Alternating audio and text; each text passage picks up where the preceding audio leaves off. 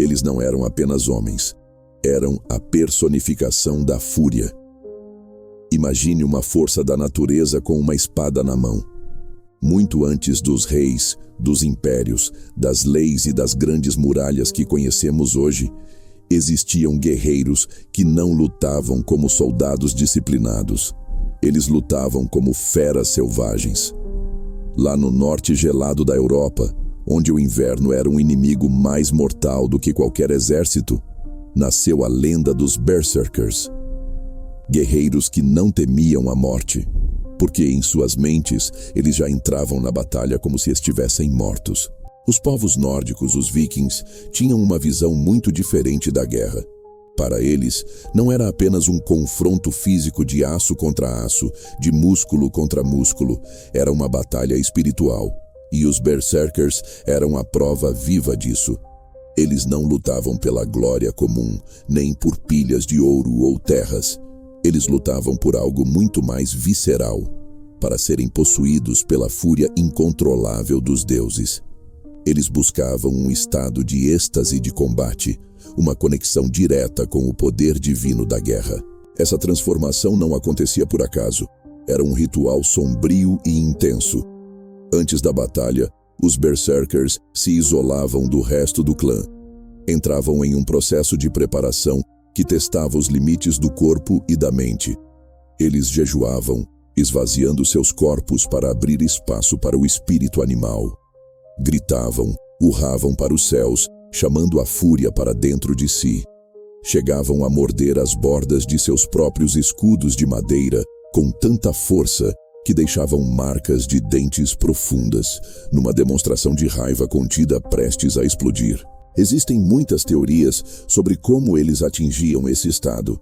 Alguns relatos históricos e sagas sugerem que eles poderiam ingerir substâncias alucinógenas, como cogumelos ou plantas específicas, que alteravam sua percepção e os desconectavam da realidade. Outros estudiosos afirmam que a fúria vinha puramente de um transe psicológico autoinduzido, uma forma de hipnose de combate, alcançada através da meditação, da dança e do canto ritualístico.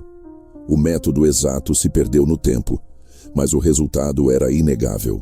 Quando a batalha finalmente começava, quando os chifres soavam e as linhas de escudos se chocavam, os Berserkers não sentiam dor, não sentiam medo, não sentiam cansaço.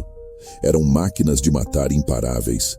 Sua aparência no campo de batalha era aterrorizante. Enquanto os guerreiros comuns usavam cotas de malha e elmos para proteção, os Berserkers avançavam sem armadura. Muitos iam para a luta de peito nu, desafiando as lâminas inimigas. Alguns vestiam apenas peles de urso ou de lobo. Mas isso não era para se proteger do frio ou dos golpes. Era um ato simbólico de transformação. Eles acreditavam que, ao vestir a pele, o espírito do animal tomava conta de seus corpos. Um berserker com pele de urso lutava com a força bruta e a resistência implacável do animal. Aquele com pele de lobo adquiria a ferocidade, a agilidade e o instinto de caça em matilha. Eles não estavam imitando a fera, eles se tornavam a fera.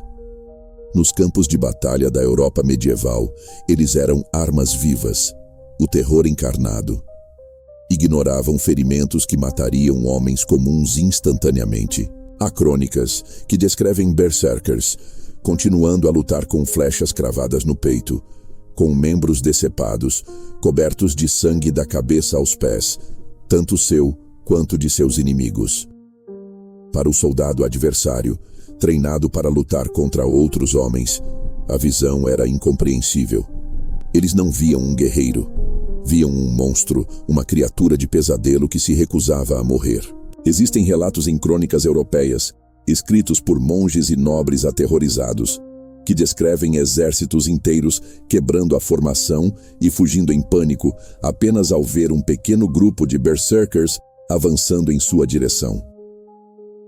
O terror psicológico que eles causavam era uma arma tão poderosa quanto seus machados. O medo já derrotava metade da força inimiga antes mesmo que o primeiro golpe fosse desferido. A reputação deles os precedia, e essa reputação era de loucura e violência sobrenaturais.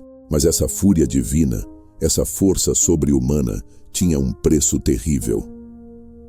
Quando a adrenalina da batalha passava, quando o transe finalmente acabava, o corpo que havia sido levado além de todos os limites simplesmente colapsava. Muitos berserkers caíam no chão em um estado de exaustão profunda, ficando vulneráveis e fracos por horas, às vezes dias. Outros, incapazes de processar a transição de volta para a normalidade, enlouqueciam permanentemente, atormentados pelas visões e pela violência que haviam cometido. Alguns simplesmente morriam dias depois, seus órgãos internos falhando, consumidos pela própria energia que haviam liberado.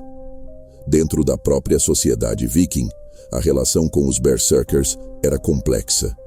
Eles eram profundamente respeitados por sua coragem e poder. Eram os campeões dos deuses. Mas também eram temidos. Reis e chefes de guerra os usavam como tropas de choque, a ponta de lança que quebrava a linha inimiga e abria caminho para o resto do exército. Eram a carta na manga, a jogada desesperada que podia virar o rumo de qualquer confronto. Contudo, esses mesmos reis nunca confiavam totalmente neles. Um berserker não obedecia a ordens comuns no calor da batalha. Ele não era comandado. Ele era liberado, como se soltassem uma fera de sua jaula. Uma vez em fúria, ele não distinguia amigo de inimigo, apenas matava tudo em seu caminho. E se você está gostando de mergulhar nessa história brutal e fascinante, não se esqueça de se inscrever no canal e deixar o seu like. Isso nos ajuda a trazer mais lendas como a dos berserkers para você. A violência dos berserkers não se limitava ao campo de batalha. Nos tempos de paz, quando não havia inimigos para matar, essa fúria precisava de uma válvula de escape, e isso os tornava um perigo para a própria comunidade.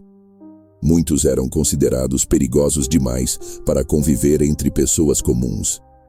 Imagine ter um vizinho que, a qualquer momento, poderia entrar em um frenesi assassino por um motivo trivial.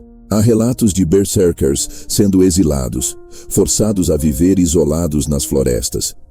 Outros foram declarados fora da lei, o que significava que qualquer um poderia matá-los sem punição.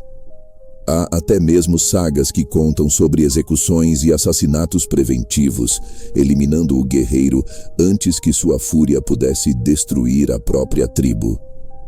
Com o tempo, o mundo mudou. O cristianismo começou a se espalhar pela Escandinávia, trazendo consigo um novo código moral, novas leis e uma nova visão de mundo. A fúria que antes era considerada sagrada, uma bênção de Odin, passou a ser vista como demoníaca, uma possessão do diabo. Os padres e missionários pregavam contra essas práticas pagãs. Leis foram criadas especificamente para bani-los. Ser um berserker tornou-se um crime. A era dos monstros humanos, dos guerreiros fera, estava chegando ao fim. A sociedade organizada, com suas regras e sua ordem, não tinha mais espaço para o caos personificado que eles representavam. Mas a lenda nunca morreu. O fogo dos berserkers foi apagado da história, mas sua brasa continuou a queimar no imaginário humano. Até hoje, a imagem do guerreiro que entra em batalha sem medo, sem sentir dor, quebrando todos os limites humanos, sobrevive. Vemos ecos deles em super-heróis, em personagens de filmes e jogos, naquela figura que, quando tudo parece perdido, libera uma força interior devastadora. Os berserkers se tornaram o símbolo da guerra em seu estado mais puro e primitivo. Não a guerra estratégica planejada em mapas. Não a guerra política travada por diplomatas. Apenas a fúria, a violência crua e primal. No final, a história deles nos deixa com uma reflexão poderosa e um pouco assustadora.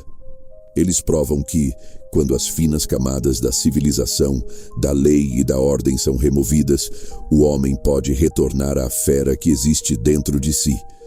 e nos lembram que a linha que separa o herói do monstro, o guerreiro do demônio, é muito mais fina e frágil do que gostamos de admitir. Obrigado por assistir até aqui. Se você curtiu essa viagem ao coração selvagem da Era Viking, não se esqueça de se inscrever, deixar seu like e ativar o sininho para não perder nossas próximas histórias.